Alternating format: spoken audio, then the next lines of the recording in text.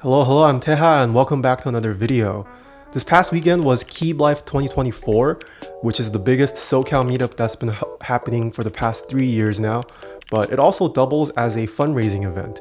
And this year, the Keeblife staff ended up being able to raise $23,000 that they donated to Homeboy Industries that were also present at the meetup, which was very cool. Go check out Homeboy Industries if you are curious. They are one of the largest charities that is helping serve formerly incarcerated people as well as formerly gang involved individuals that are looking to rehabilitate their lives. So yeah, huge congratulations to the Keeblife team. This meetup was great. I had a great time, but I ended up getting bombarded with fans, which I'm perfectly okay with. I love chatting with fans and viewers and just talking about keyboards, but sometimes as a result, I don't get enough footage for a meetup video. But at the same time, I've also kind of felt like my meetup coverages have become a little repetitive, so I thought I'd change it up this year around, and I did get some footage of me asking some of the Keeblife staff and just regular community members and some fellow content creators 2 questions. I thought I'd change it up. The first one, it's a little nasty, but I wanted to throw people off. I wanted to have a little fun. I think keyboard should be a fun hobby. Not everything has to be serious. So the first question I asked everyone was, let's say every time you take a dump, you either have to poop switches or 1 new keycaps. And then throughout the day, I slowly started upping the ante for keycaps to see if people's answers changed. I started sprinkling in some 1.5U keycaps, and then I raised it to 2.75U keycaps, and then at the end of the day, we were at space-bars to see if people were willing to take the gamble on pooping out space-bars. So that's the nasty question. If you want to skip the nasty portion, feel free. I'll have chapters for this video so you can skip to the next question. The second question I think is a little more interesting, and hopefully I wanted it to be a little more thought-provoking, but I also realized that it's a little bit of a hard question to answer on the spot. But the second question was, let's assume there is this keyboard council that governs how the keyboard industry runs, just hypothetically, and that you get to be the head honcho of this council for 1 day, and tomorrow you get to implement one policy that gets implemented immediately, no questions asked. What kind of policy would you implement? I would love to hear everyone's thoughts as well. I'm obviously going to give my answers to both of these questions throughout the video too. So let's jump right into it. Hey, do something gangster with it. Oh, Back? Yeah. She's my bias director this era. But yeah, I'm a Yunjin girl.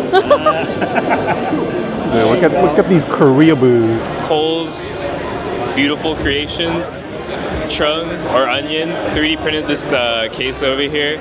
This is Cole's $5 million artisan collection. $5 million. Custom Cerakoted F2 in high-vis orange, I think, and slide film shot on that Mamiya RB67 of the F2.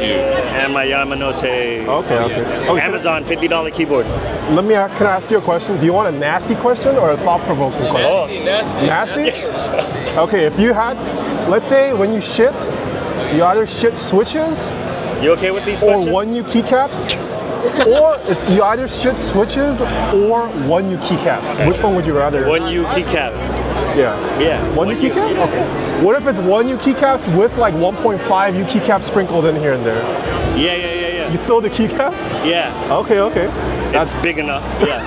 Okay, that's Cole's choice. Let's do the nasty one first. Okay, let's say every time you take a dump, you either shit switches or 1 U keycaps, but sometimes 1.5 U keycaps sprinkled in. Oh, it's definitely gonna be the keycaps, because then I feel like the pins of the switches is gonna hurt more, but then at least with the keycaps it gets easier sometimes, and with the switches it's always consistently gonna have pins, right? But sometimes if you do the 1.5 shit, it's not that bad. But the 1U shit, you can get over it or get used to it. Your asshole is gonna get calluses, it'll get stronger, you know what I mean? You either have to poop out switches or 1 U keycaps sprinkled in with 2.75 U keycaps. Which one would you rather do?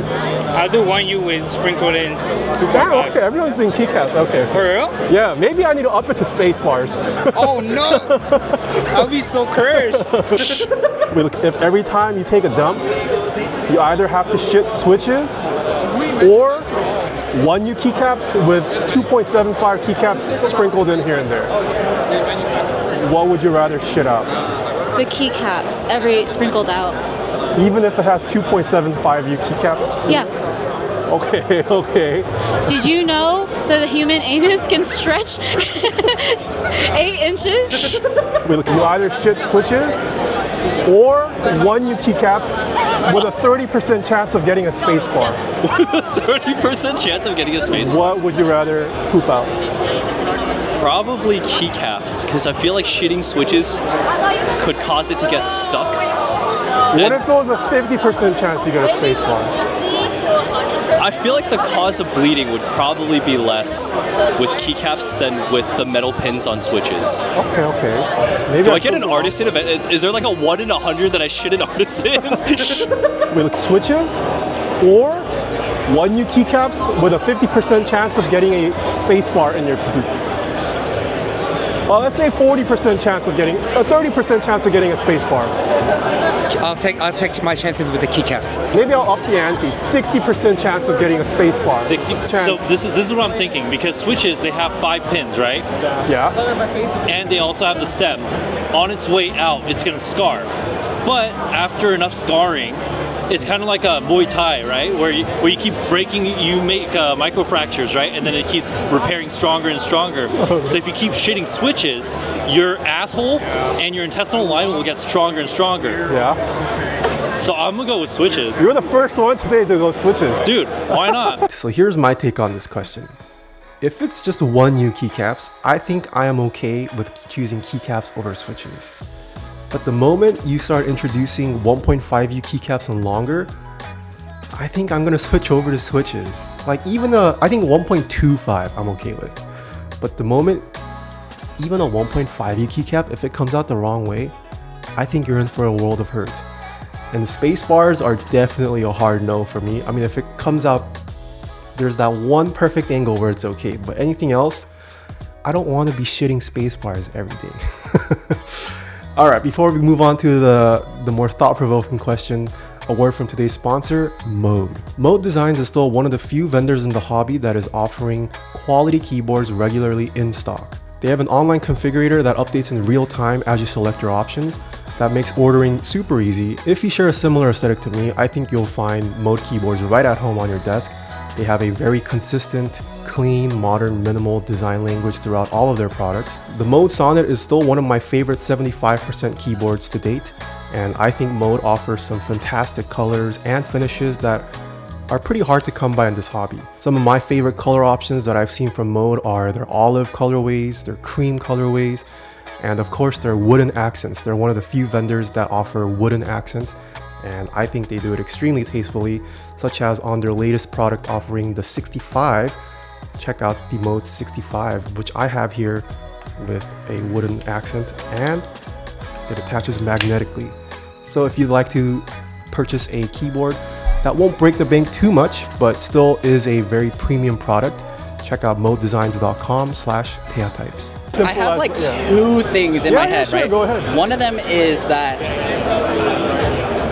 to really be an enthusiast, right? And like, I don't want to gatekeep, but I feel like as enthusiasts, we are explorers, right? So we're looking to mod, we're looking to improve by preference, right? So we're trying to make things the way that we want it. I feel like enthusiasts should really dive into what they want.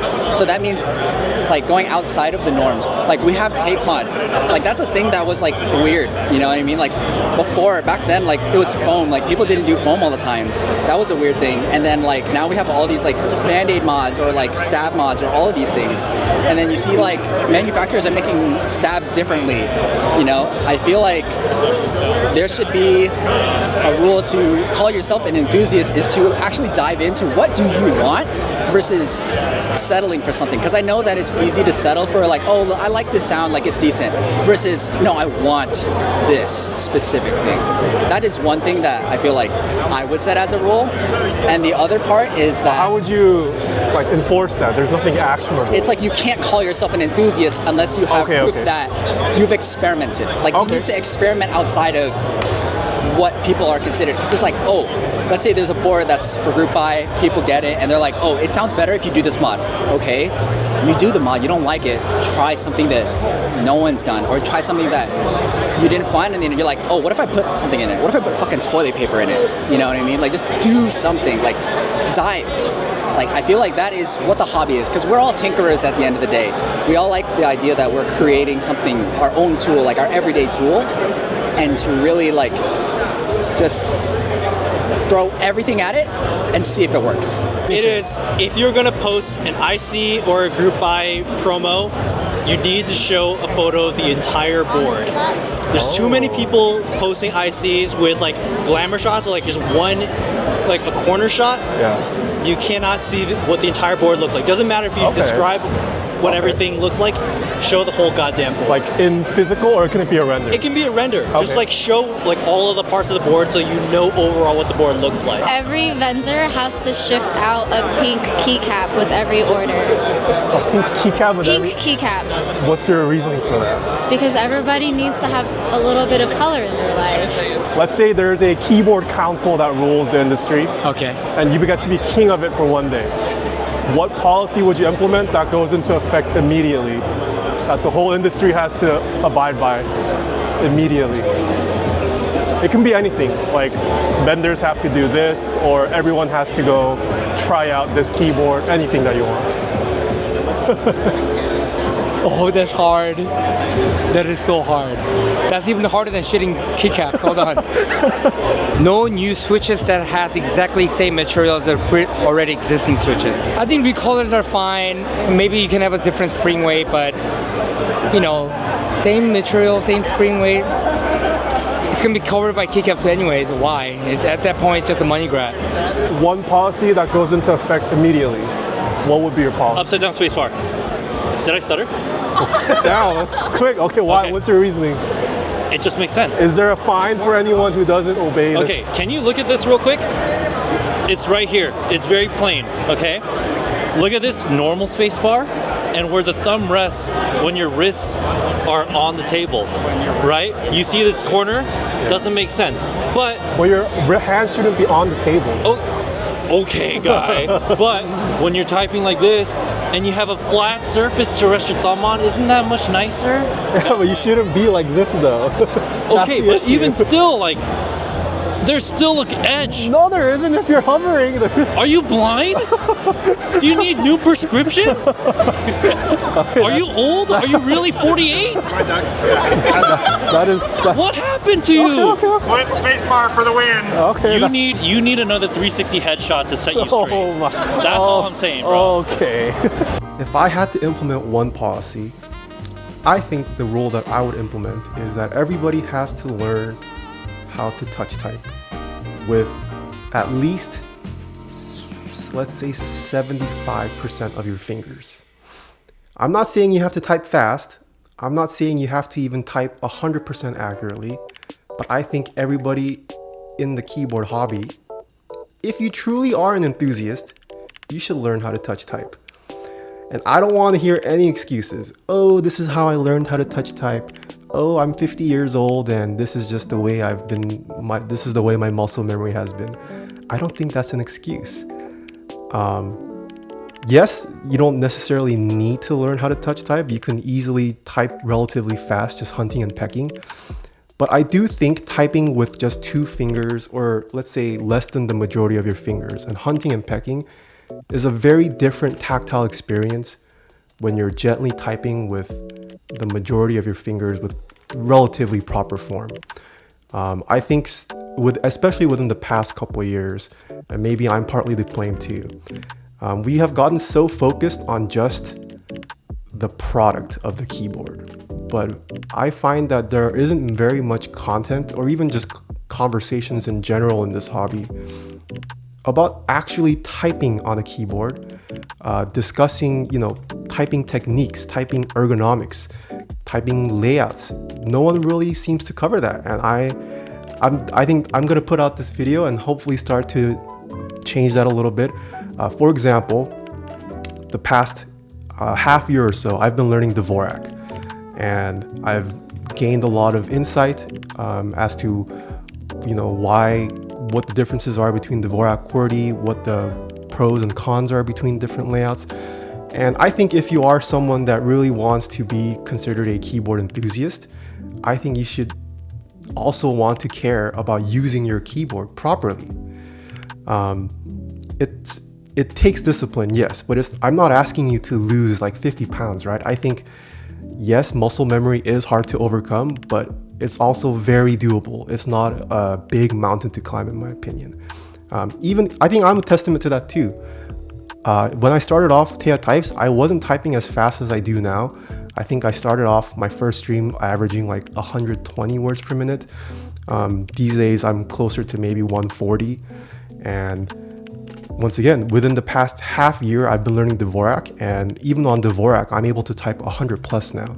So it's not an impossible task. And I think there are a lot of benefits to being able to touch type. And I'm not even saying you have to use all 10 fingers properly. That's another discussion that's, I think, also very interesting, whether proper typing technique actually should be upheld or not. But yeah, I think everyone should be able to at least touch type with, I'm gonna say 75% of their finger usage, because also everyone also has different finger counts. I think to me, the equivalent of calling yourself a keyboard enthusiast and not being able to touch type relatively well is a little bit akin to, let's say, someone who collects camera gear and calls them a photographer just because they have nice camera gear, but takes absolutely garbage pictures. Just saying. And if you are someone that, really wants to better themselves in any way possible, I think learning how to touch type isn't the biggest ask from someone. And I think it'll only bring improvements to someone's life. All right, that's my thoughts for this video. I will have a video out that kind of goes into more in-depth about my findings after having tried Dvorak. And I do want to start experimenting, learning different keyboard layouts. I can't even say I've tried every keyboard layout as a keyboard content creator. So that is something I want to change to. I do think if we do truly want to learn as much as we can in this hobby, this is an area that has been highly neglected, and hopefully I can start trying to give my insights as I try these out myself. So that's it for this video. I would like to hear your guys' thoughts on either questions. What would you guys choose? What kind of policy would you guys implement? And I don't know, maybe someday some of these will come to reality as this hobby continues to grow. That's it for this video. Until next time, see you nerds.